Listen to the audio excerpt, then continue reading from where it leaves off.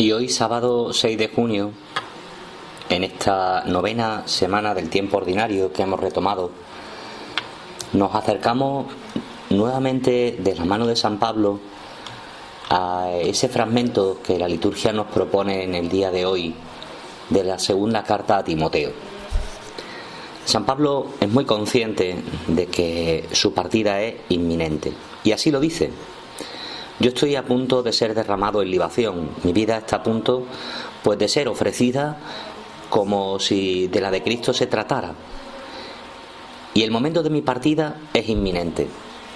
Como quien se dispone a cruzar el umbral de la muerte que nos separa de la eternidad junto a Dios, San Pablo por eso escribe estas últimas recomendaciones a su apóstol querido Timoteo. Yo he corrido mi carrera, he llegado hasta la meta, he conservado la fe. Toda su vida San Pablo la compara con una carrera, con un peregrinaje que uno emprende en este mundo y que no solamente tiene momentos de salida, sino que la mirada, el corazón, la esperanza está puesta en ese punto de llegada. No sé si alguna vez has hecho el Camino de Santiago, pero jornada tras jornada que se va programando, los corazones de cada uno de esos peregrinos que hacen el Camino de Santiago, cansados, donde van pues desocupando poco a poco esas pertenencias que en la mochila pesada les van haciendo el camino cada vez más oneroso, pues le hacen aligerar el paso pendientes de llegar a esa plaza del Obradoiro. Y es verdad, hay que mantener la mirada fija en la meta, saber hacia dónde nos encaminamos, porque eso va a condicionar mucho en el cómo nos encaminamos, en el cómo hacemos esta peregrinación de la vida de cada uno de nosotros, donde lo importante es vivir en la fe. Al final de la vida, y es por ello que la muerte es buena maestra, todo se relativiza. Tantos logros humanos conseguidos, tantos desvelos pues por acaparar, tanta comodidad en la que hemos querido vivir instalados, a veces tantos rencores que endurecen nuestro corazón, tantas rencillas, tantas peleas sin pacificar, a veces tanta lucha que nos desgasta, que nos violenta, sirve para bien poco. Es como esa ropa o como ese calzado que uno lleva en la mochila, que se le va haciendo pesada y que va prescindiendo de ello.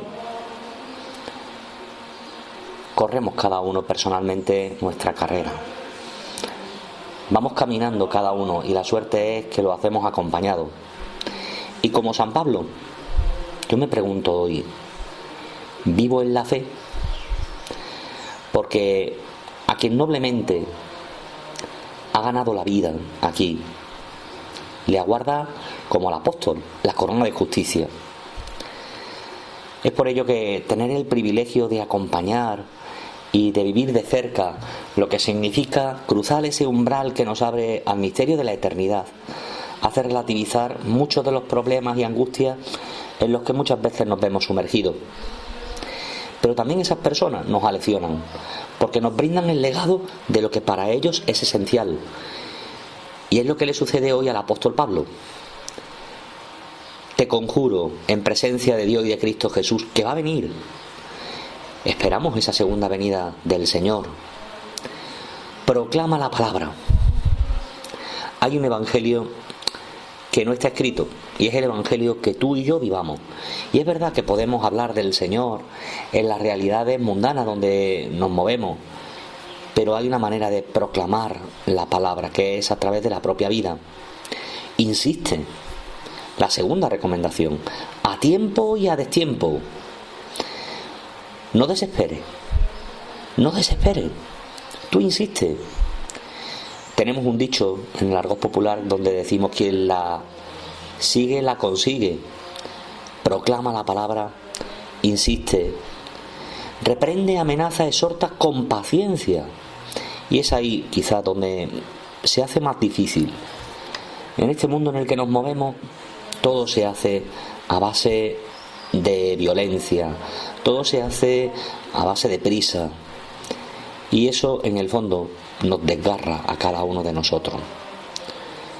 Un corazón paciente. En este mes del corazón de Jesús pedimos eso, un corazón paciente. Hoy la Iglesia celebra la memoria de San Marcelino Champañán, dedicado pues a la educación. Con qué paciencia los grandes educadores han sabido, respetando los límites de aquellos a los que acompañan, sacar lo mejor de cada corazón. Pues así nos toca a cada uno de nosotros proclamar la palabra insistiendo a tiempo y destiempo, pero con toda paciencia. Porque dice el apóstol que vendrán días donde los hombres serán arrastrados por sus propias pasiones. Ciertamente San Juan de la Cruz insiste en eso, las pasiones nos ciegan.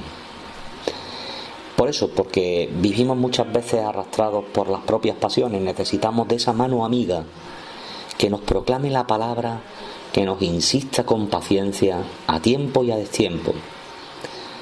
Pórtate con prudencia. Y aquí viene la enumeración de algunas virtudes que el apóstol Pablo nos pone hoy también a consideración. Prudencia. Pensar antes de hacer las cosas, determinando con juicio lo que es más ventajoso. Soporta todos los sufrimientos, fortaleza. Vamos a tener adversidades, claro que sí, pero merece la pena.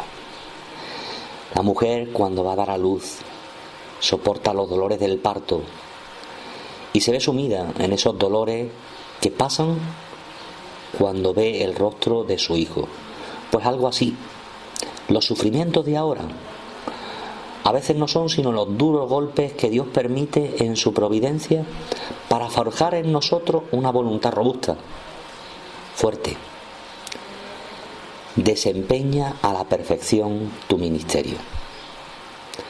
Pues mira, tú y yo tenemos una vocación particular cada uno y estamos llamados pues precisamente a eso, a que con prudencia, pensando, no te dejes llevar, soportándolo todo con fortaleza, la fortaleza que nos da Dios en el bien. Pues todo ello para que cumplamos a la perfección el para qué de tu vida y de la mía, para que cumplamos a la perfección nuestro ministerio, nuestra vocación, aquello para lo que Dios nos quiere aquí, en este mundo, a ti y a mí. Hoy Jesús, con esa prudencia que San Pablo nos recomienda, en el Evangelio también nos invita a ser prudentes. Nos dice por medio del evangelista Marcos: guardaos de los escribas. ¿Guardaos de los escribas?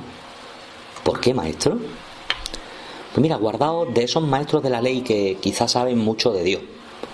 A ti que quizás pues me estás escuchando en este rato de oración, puedes decir: qué importante es tener una formación intelectual y saber, ¿no?, que la teología, ¿no?, nos hace conocer cómo es Dios.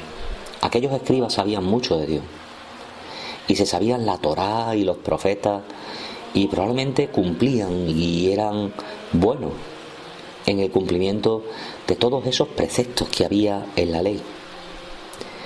Pero Jesús nos previene: en la vida no es cuestión de saber muchas cosas de Dios, sino de vivir con autenticidad la relación con Dios.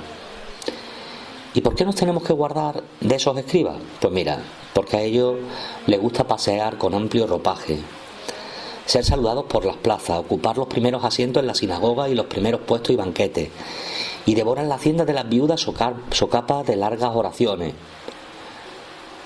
Viven la vida, sí, muy religiosa, en la práctica, pero no en la vivencia.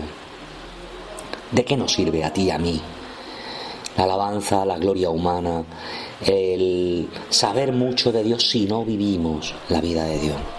O si el corazón no está plenamente religado, unido.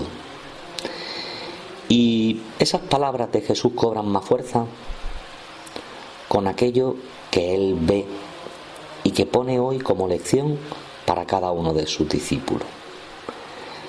Se sienta frente al arca del templo. El arca del templo es como ese cepillo donde cada uno iba haciendo su ofrenda, donde cada uno iba depositando pues su dinero para el sustento y para el culto de aquel templo majestuoso. Y Jesús iba observando cómo la gente echaba en el arca monedas. Y dice el evangelista, muchos echaban mucho. Eran los ricos. Y quizá mirándolo todo con una mirada humana diríamos, qué bien, esta gente le preocupa el cuidado del templo, el culto, porque dan en abundancia. Sin embargo, llega una pobre viuda que echa 2 monedillas. Aquella mujer, claro, si la comparamos a las grandes cantidades que probablemente echaban muchos de aquellos maestros de la ley, pues su ofrenda tenía poco valor, humanamente hablando. Por eso Jesús, llamando a sus discípulos, les dice, os digo en verdad que esta viuda ha echado más que todos los demás en el arca del templo, porque todos los demás han echado de lo que les sobra. Sin embargo, ella ha echado todo lo que necesitaba, todo lo que tenía para vivir. Aquí el baremo es diferente. Nosotros tan preocupados por la cantidad, donde tantas veces contamos pues el número y pensamos que lo importante es la abundancia, no tienen valor si no van acompañados de una calidad. Y es esa calidad la que Jesús hoy pone en alza. La calidad de tu ofrenda. La calidad de darlo todo. Porque quien da de lo que sobra, ciertamente es generoso. Y tiene valor, por supuesto. Pero ese valor mengua, en comparación con quien se da por entero. Aquellas 2 monedillas eran todo lo que aquella viuda tenía para vivir. Y su ofrenda en el cepillo del templo, a los ojos de Dios, tiene más valor porque dar 2 monedillas significó darse por entero. Y ahí es donde quizás hoy la prudencia de la que nos hablaba San Pablo y esa advertencia de Jesús, guardaos de la levadura de los fariseos, de los escribas, pues podemos acoplarla a nuestra vida. ¿Cuántas cosas hago que tienen valor, pero son cosas de lo que me sobra? Lo único que tiene valor imperecedero no es la cantidad de obras que hago pues de lo que me sobra, sino cuando me doy, y cuando me doy por entero. Guárdate también de quedarte en lo superficial, en lo que puedan ver las miradas humanas. Qué suerte tenemos de saber que Dios mira el corazón. Y es ahí donde en este mes de junio yo te invito a poner tú también el esfuerzo. En los deseos de tu corazón, en los anhelos de tu alma, que se manifiestan por esas aspiraciones que Dios ha puesto ahí como anhelo en lo profundo de tu ser, como deseo de profunda verdad. Y darte por entero. No dar la limosna de lo que te sobra, aunque sea cuantiosa, sino darte por entero, con esa persona con la que mantiene un rencor, con ese espíritu de crítica que quizá crea hostilidades y divisiones, con ese servicio callado que tanto te cuesta y que te desgana, con esa entrega en cumplir con perfección tu trabajo, tu ministerio, con esa privación voluntaria que haces de aquello pues que es legítimo para ti y quizá ese capricho para el que has estado ahorrando y que te lo puedes permitir. Me decía una chica en este tiempo de pandemia que quería hacer una donación pues de los ahorros que había ido acumulando durante este último año. Y me decía pues que Dios la había provisto, de unos padres muy generosos que la cuidaban, y que si ella había sido capaz de ahorrar, quería darlo todo. La verdad que la suma era cuantiosa, pero a mí me llamó la atención el desprendimiento generoso de aquella chica que decía: lo doy porque si lo tengo es porque Dios me lo ha dado y quizás me necesita en esa ofrenda a los más pobres, aquello que yo he ido acumulando y que va a tener valor cuando lo dé. Lecciones que nos dan los santos de la puerta de al lado. Quizás no sabrá mucho de teología, quizás no sabrá mucho de Dios, pero sin lugar a dudas lo que sí tiene es un corazón muy parecido al de Dios, porque quien lo da todo, quien se da a sí mismo, lo da todo. Que así sea.